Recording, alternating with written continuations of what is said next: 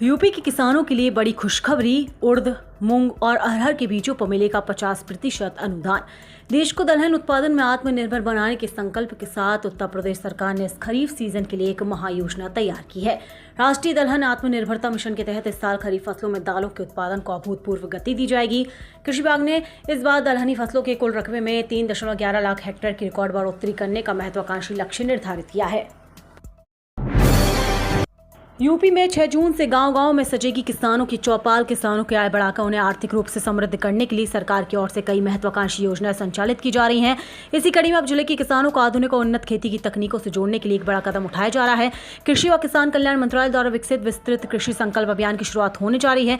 यह विशेष अभियान आगामी 6 जून से 22 जून तक चलाया जाएगा। राहुल गांधी का 20 मई को यूपी दौरा। अमेठी में कार्यकर्ता सम्मेलन में होंगे शामिल। कांग्रेस के पूर्व अध्यक्ष और सांसद राहुल गांधी का 20 मई को अमेठी का 1 दिवसीय दौरा प्रस्तावित है। उनके संभावित दौरे को लेकर कांग्रेस संगठन और कार्यकर्ताओं में उत्साह का माहौल है।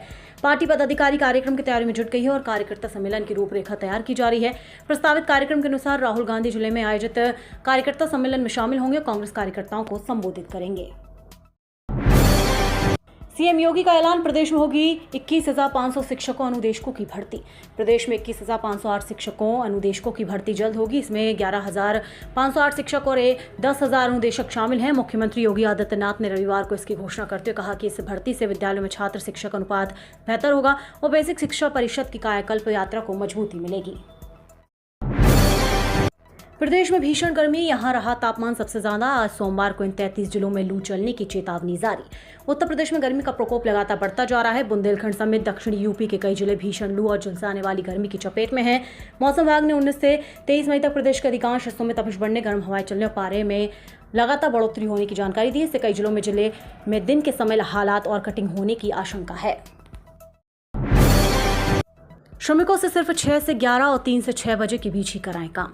प्रदेश के उप मुख्यमंत्री केशव प्रसाद मौर्य ने एक बार फिर कांग्रेस और समाजवादी पार्टी पर निशाना साधा है। भाजपा के प्रशिक्षण शिविर में बतौर मुख्य अतिथि हिस्सा लेने के लिए प्रयागराज पहुंचे केशव ने कहा कि वैश्विक संकट के बीच भारत ने सबसे कम मूल्य वृद्धि की है। कांग्रेस ने मोदी को महंगाई मैन बताया है। सवाल पर केशव ने कहा कि कांग्रेस को जनता आगामी चुनाव में जवाब देगी। कांग्रेस का बयान बेहद हास्यास्पद है। वाराणसी शहर की 3,000 से अधिक दवा दुकानें 20 मई को पूरी तरह बंद रहेंगी। All India organization of chemist एवं एंड ड्रगिस्ट के आह्वान पर 20 मई को प्रस्तावित देशव्यापी हड़ताल को लेकर वाराणसी में केमिस्टों में अभूतपूर्व उत्साह और एकजुटता दिख रही है। काशी के लगभग सभी थोक और खुदरा दवा विक्रेता इस ऐतिहासिक आंदोलन में पूर्ण रूप से शामिल होने जा रहे हैं। वाराणसी दवा विक्रेता समिति के पदाधिकारियों ने बताया कि शहर की 3,000 से अधिक दवा दुकानें 20 मई को पूरी तरह बंद रहेंगी। सीबीआई जांच के घेरे में यूपी के इस विभाग के कई अधिकारी कर्मचारी। उत्तर प्रदेश वन निगम के नाम पर फर्जी बैंक खाता खोलकर की गई ठगी में सीबीआई जांच के घेरे में कई सरकारी अधिकारी और कर्मचारी भी हैं। गिरोह को सरकारी विभागों के एफडीआर बनवाने की जानकारी पहले से हो जाती थी। सूत्रों का कहना है कि सीबीआई इसकी तह तक पहुंचने के लिए गिरोह के सदस्यों के बीते दिनों की मूवमेंट को ट्रैक कर रही है। आरोपितों से मिले कुछ संदिग्ध नंबरों का ब्यौरा भी खंगाला जा रहा है। यूपी में प्रीपेड बिजली मीटर सिस्टम खत्म। उत्तर प्रदेश के बिजली उपभोक्ताओं के लिए एक बहुत बड़ा बदलाव लागू हो गया है। राज्य सरकार ने प्रीपेड बिजली मीटर का सिस्टम पूरी तरह खत्म कर दिया। अब जिन घरों में पहले प्रीपेड मीटर लगे थे वहां भी रेगुलर पोस्टपेड सिस्टम की तरह ही बिजली का बिल भेजा जाएगा।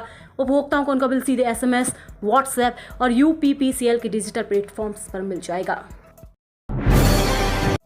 डिप्टी सीएम केशव बोले, वैश्विक संकट के बीच भारत में सबसे कम मूल्य वृद्धि। प्रदेश के उप मुख्यमंत्री केशव प्रसाद मौर्य ने एक बार फिर कांग्रेस और समाजवादी पार्टी पर निशाना साधा है।